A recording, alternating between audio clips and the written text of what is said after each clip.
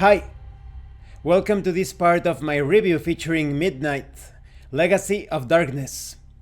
If you haven't seen the other parts of my review, featuring this Dungeons & Dragons 5th edition setting, where evil rules supreme and being good is considered a sin, please check out the playlist in the description below.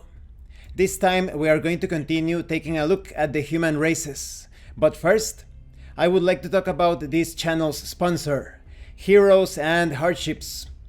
Heroes and Hardships is a universal RPG system. It will allow you to play any sort of genre, adventure, story, campaign. The Kickstarter is about to begin. I'm going to put links in the description to the website, the Kickstarter, the Discord, and you will also find information about the Tetsubo campaign setting that is inspired by the Sengoku era in Japan. I'm also going to put links to my reviews of the Quickstart guide and Wallace, the setting based on the life and exploits of William Wallace. So please check that out. Now let's continue. In contrast to the Dorns, we have the Sarcosans. They are the humans of southern Erenland. They are smaller and much leaner than the big Dorns. They have deep brown skin and glossy black hair. Their eyes are the deepest brown and set in narrow lids that grant them hard stares when angry and bright smiles when pleased. Like the Dorns, these Southlanders once swore allegiance to noble rulers. Under the rule of the Shadow, most of these Sosars or sworn riders have been killed or forced to ride as outlaws. Those Sosars who pledge their loyalties to Isrador are, like the traitor princes in the north, traitors to their own people. By the time the forces of Isrador reached the southern cities of Erenland almost a century ago, the human armies had been crushed, and only a few cities resisted. Cambriel and Alvedara were both razed for their refusal to surrender. Sharon, Hallisport, and several other cities still stand, essentially as they did before the war. There is hope, however. More and more of the southern Erenlanders have retaken the name of their ancestors, the Sarcosans, and have reclaimed the nomadic ways of those conquering horsemen. These mobile bands are led by outlaw Sosars or their kin, and live in small tent villages that pop up in the night and are gone by dawn. Each of these nomads is one with their horse, and no other cavalry matches a trained Sarcosan unit in terms of skill and courage.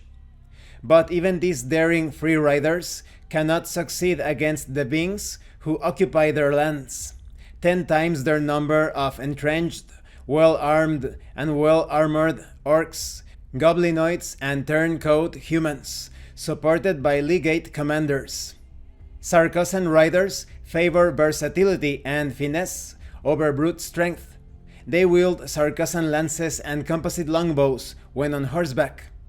On foot, they often fight with a wickedly curved scimitar in one hand, and an inward curving short sword called a sedaku in the other. Now we have the Erenlanders. For more than 2,000 years, the descendants of the Dorns and the colonial Sarcosans have lived together as two cultures unified by military, commercial, and royal alliance under the single banner of the nation of Erenland. In that time, they have also become kin through friendship and family. These people vary widely in height, build, and coloring, a transitional people between both Erenland's Dornish and Sarcosan heritage, as well as its past and future. Erenlanders are the true children of their kingdom, a people born of two ancient traditions, but owing loyalty instead to one nation. Erenlanders have long been left to their own wit and strength in settling the Central Plains, resulting in a crafty and inventive people with independent and pragmatic natures. Though the lack of cultural restriction means Erenlanders have greater social freedom, that freedom is not without greater social cost.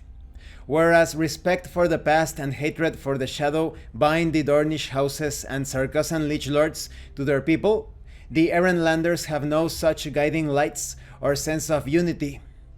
It is yet to be seen whether the Erenlanders of the last age will devolve into a directionless, broken people, or will rise above the suspicions and betrayal of their time.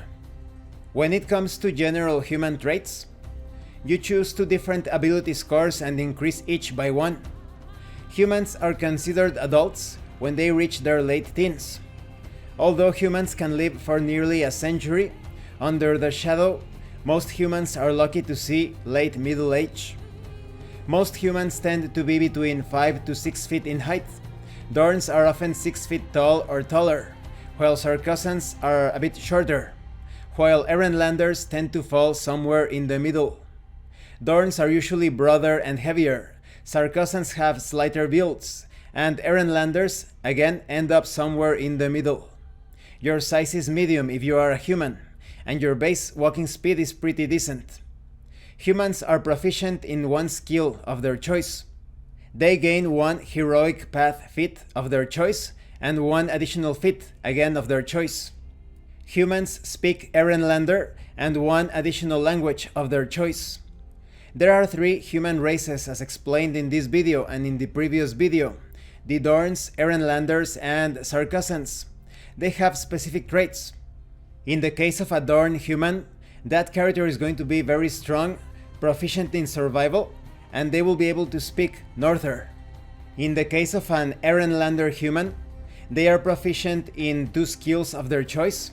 They are also proficient in the use of land vehicles and artisan's tools.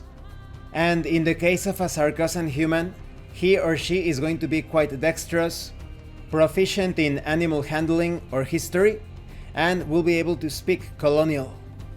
And this concludes this part of the review. In the next part we are going to continue with the races of Midnight, the species and races rather. So I think that the Erenlanders are the product of relationships of reproduction between a somewhat shorter Dorn with a somewhat taller Sarcosan. And because the Erenlanders did not inherit the strength of the Dorns or the dexterity of the Sarcosans, it's very logical, it makes perfect sense that they became quite crafty, quite skilled out of necessity to survive. So it's decent variety when it comes to the choices of human races. Thank you for watching this part of the review. If you have any comments or questions, please let me know. And thank you so much to those of you that have been supporting the channel by sending drive-thru RPG gift certificates. If anyone else wants to further support the channel, the information on how to do that will be in the description below. Once again, thank you, and see you later.